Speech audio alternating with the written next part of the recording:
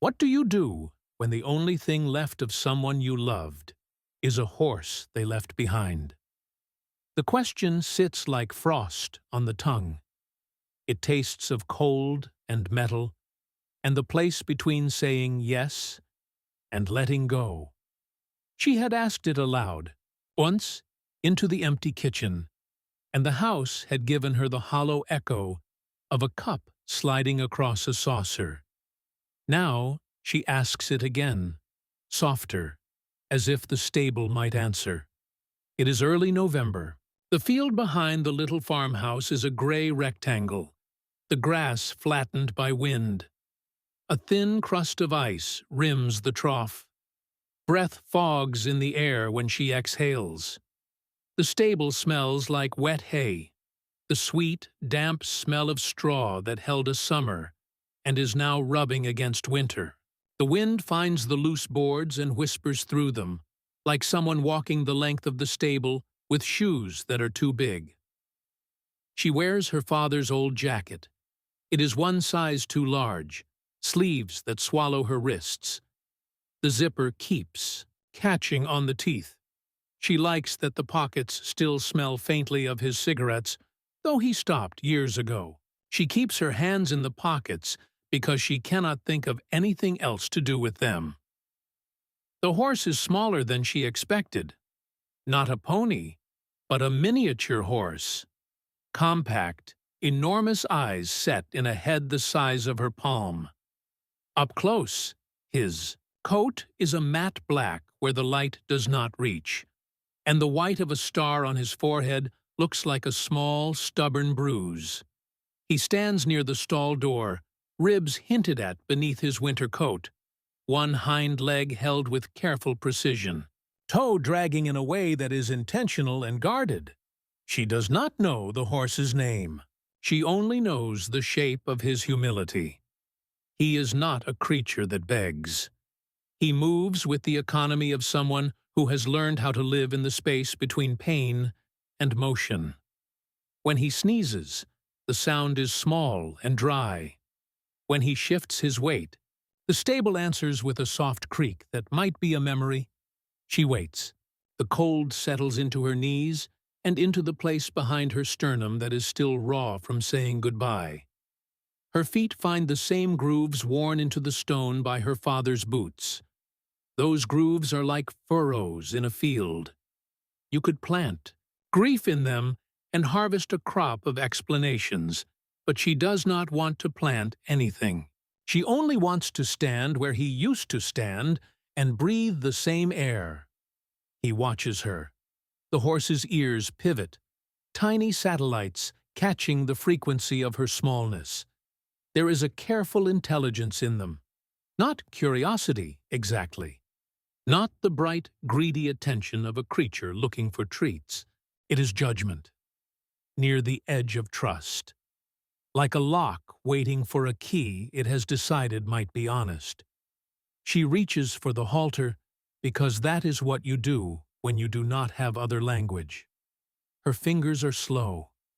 She speaks without meaning, too. The sound comes out of her throat like a string of small, improbable apologies. She says the first thing that comes to mind, and it is nothing like a name. "Hey," she says, and the horse blinks. His nostrils flare. He inhales a long, hot breath that fogs in the cold. Tiny clouds drift between them and then vanish. He steps forward on his front legs and then fixes his hind leg into the same careful position, like a hinge that only swings one way. When she reaches toward him, he brings his head slightly lower to meet her hand. The movement is tentative. He does not shove his face into her palm. He offers a forehead. The texture is softer than the photographs she has kept in her phone, softer than the memory of thick winter fur she thought she could remember. She's careful with gloves. Her fingers curl around the halter strap like a promise. He sniffs the leather, snorts, and then leans into the pressure. That small surrender is not free.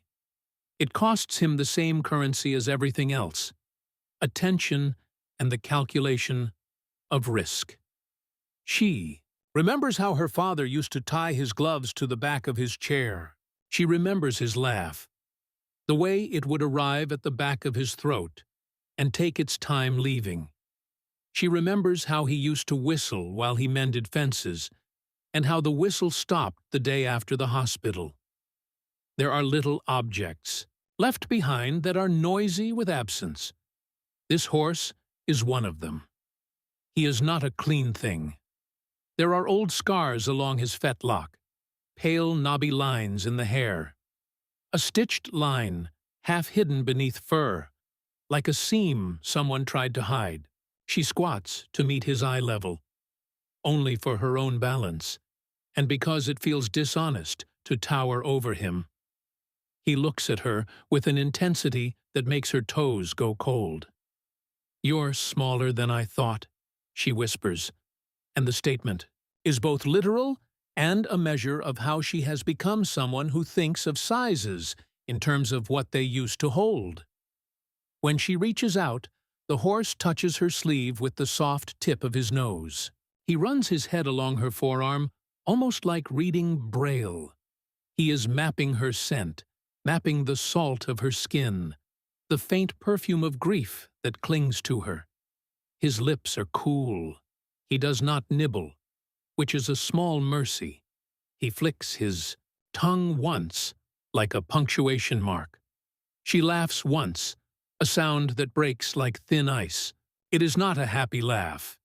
It is the kind that comes out of surprise, the surprise of recognition. There is a line in an old photograph, one of her father and the horse, both looking directly into the camera. Her father's hand is on the horse's neck, as if he has just finished telling a secret. The photograph has been in her pocket for 3 mornings now. She takes it from her coat and smooths the corner with a thumb that trembles. The horse watches the photograph like he understands it is a piece of paper with an old warmth. He lowers his head and, with the same measured motion as before, presses his forehead against the corner where her thumb is. The gesture is small, as if the animal is acknowledging something human and fragile.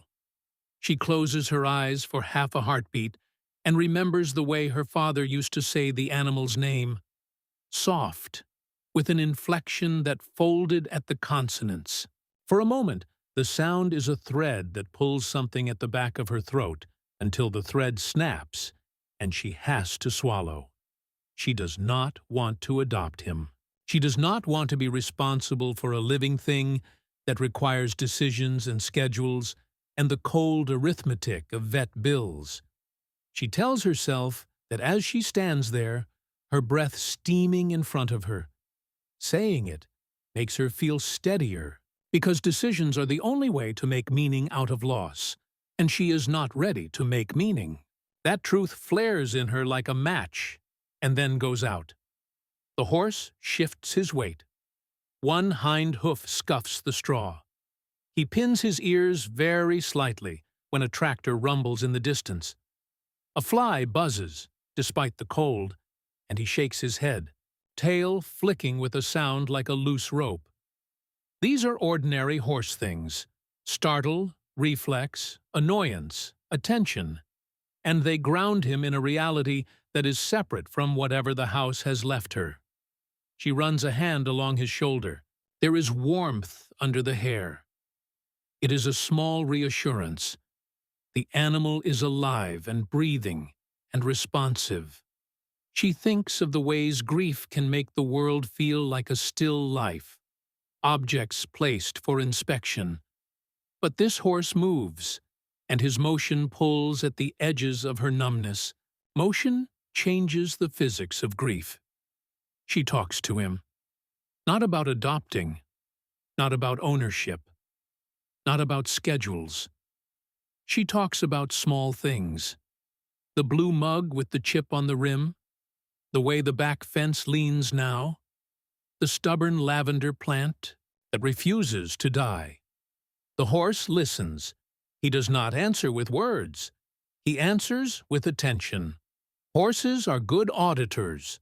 They do not interrupt, and they do not advise. They just stand and receive you, which, when you are empty, is dangerously akin to being filled. An old idea suggests itself in her head, like a stray sheet of newsprint that might have once been useful and was now damp and crumpled. She will come back, she thinks. She will not be responsible today. She will close the stable door and make a plan that looks reasonable on paper. It feels like a small, safe invention. She moves to leave. The wooden door resists for a second, then gives with a soft protest. She expects the sound of her boots in the yard, and then the car starting. She expects to feel the familiar hollow of walking away. For a moment, she thinks she has done the hardest part, seeing him and not dissolving into some unseemly, immediate promise. When she turns, the horse follows. Not with a rush. Not with a clumsy run. He places his hooves in the I-2, same pattern of steps she takes back toward the small patch of sunlight on the yard. He keeps the same careful posture, the same calculated economy of movement. His head lifts and lowers, as if measuring the distance between them. He angles himself to keep sight of her. She stops. The winter light is sharp, carving the edges of everything. He is a small silhouette against the dull field. He breathes, and the fog from his nostrils hangs in the light. She did not ask him to follow. She did not offer treats. She does not know why he chooses to move with her. She knows, in that still, wind-heavy moment, that whatever decision she makes next will not be merely about a horse. It will be about whether she will allow things to occupy space in her life again. And that is a terrifying, intimate kind of question. She reaches slowly to touch his shoulder again, and the touch is returned like a simple, reluctant currency of trust. She turns her face up to the sky and asks the question again, quieter this time, not wanting to disturb the horses. New small allegiance. What do you do when the only thing left of someone you loved is a horse they left behind? For an instant, the stable seems to hold its breath. Then, with the softest of snorts, the horse answers by continuing to stand close enough that she can feel the rhythm of his breath against her wrist. She leaves the photograph in her pocket. She walks toward the house with his small steps behind her, and the path feels like it has tilted, just a degree, but enough to suggest that something in her will not follow the old trajectory. She kept a calendar on the kitchen wall that was more habit than plan, neat X's marking days that felt like debts to be paid. Time had become a ledger. The horse had slipped into that ledger with a single small footprint, an unplanned entry that would not be filed away. For a week she visited, like someone testing a broken pipe. She brought soaked oats in a paper cup, because pouring into a proper bowl felt like a claim she wasn't ready to make. He ate with patient, exact chewing, lifting his head between mouthfuls to check if she would return. She said small, clumsy things. He answered with a slow blink and a nudge. Strange habits found shape. The horse would prick his ears at the sound of her father's voice on old recordings, the whistled tendency she had kept because erasure felt impossible. When she played a clip of him whistling, the animal would move as if the cadence opened a door he recognized. He would stand facing the lane at dusk, nostrils flaring at nothing she could see. Once he nosed at the willow by the creek and lingered, as if following a scent only he could trace. Recovery was a ledger of small, stubborn tasks. Vet bills were a blunt geometry of numbers. The fracture in his hind leg was 3 lines of wrong. Break, misalign, restabilize. Splints and bandages became their common language. The horse hated the stall at night. he paced with a rhythm that made the straw sound like a ticking clock. In the cold hours, she opened the stall and sat with him until the horizon bruised. She learned to breathe slow to match his breath. Animals, she realized, teach you patience by example. The strain accumulated. There were afternoons at the clinic where technicians spoke in soft absolutes. There were nights she fell asleep with splinting tape stuck to her fingers. Sometimes she resented that the horse, who was not her father, who was a living, complicated thing, had become the axis on which her days turned. Other times gratitude arrived without permission. She found herself smiling at the sight of him, waiting at the gate, head high. The breaking point arrived like thunder after a long, dry spell, sudden, precise, and unavoidable. She was clearing the tack room for more medical supplies when her fingers brushed a small leather pouch tucked behind a coil of rope. Inside was a scrap of paper, folded and browned.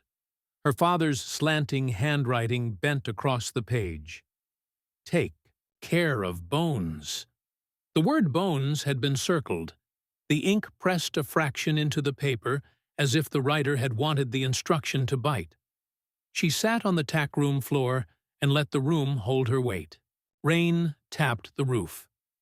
The horse came to the doorway and stood in the dim, ears forward, breathing warm into the cold. He walked to her and rested his head against her thigh. The contact was a small, entire thing, not heavy, only whole.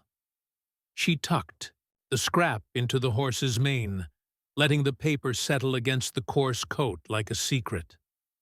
The note changed the geometry of duty. It was not a command to keep one body safe. It was a tether that tied her to morning tasks and midnights and the slow accumulation of care. It named her as an incumbent of small mercies.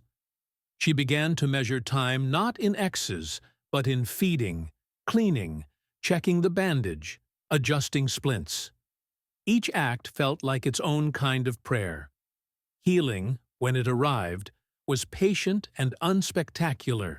The horse relearned balance on uneven ground under her quiet supervision. The splint became less criminal to his movement. The scar along the leg smoothed into a pale seam. He took short, daring trots that were mostly joy and partly a test of a limb that had once refused to cooperate. Once, in a thawing dawn, he bolted not with panic, but with the uncomplicated delight of motion. He stopped mid-stride, surprised at his own forwardness, and looked back at her as if to say, "Is this allowed?" Her life, too, shifted. The house, which had been sticky with absence, filled with small noises. The clink of a feeding bucket, though, slap of a halter against a hook, the animal muffled in sleep. She found space to laugh. The sound felt illicit at first, but then necessary. She noticed a photograph tucked behind a loose board, a picture of her father younger, her as a child, and the little horse between them. On the back, 3 words, in his handwriting, "For when you forget." She kept the photo by the mantel and learned the contour of living with grief, rather than trying to erase it. There were ordinary reckonings, bills paid, grass mowed, a fence mended when the winter wind loosened a post. There were ordinary consolations, the horse's head on her shoulder, the tiny hot puff of breath against her wrist, the way his ears twitched when she spoke his name, whatever name they had used for him before the word broken ever arrived. Months later, on a day that smelled faintly of thaw, he walked out into the field and trotted, really trotted, for the first time since. The injury, it was not dramatic. He moved with the modest, uncluttered joy of a creature that had remembered how to be itself. She stood at the gate, hands cuffed to the chain for a moment because she needed it to be real, and the horse turned and glanced back. In his eyes was a small, steady light she had not seen in months.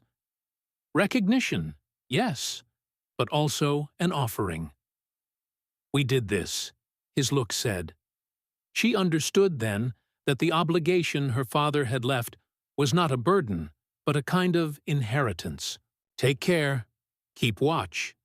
Tend the living with the dull, relentless attention that love sometimes looks like. It was not about replacing what she had lost. It was about tending what remained. On quiet evenings, when the lamplight haloed his face and the house smelled of stew, they would stand near the window. The horse would rest his head on the sill, eyes half-lidded, and she would trace the scar with a fingertip. She did not know if he felt the meaning she attached to the touch. It did not matter. The action itself was enough.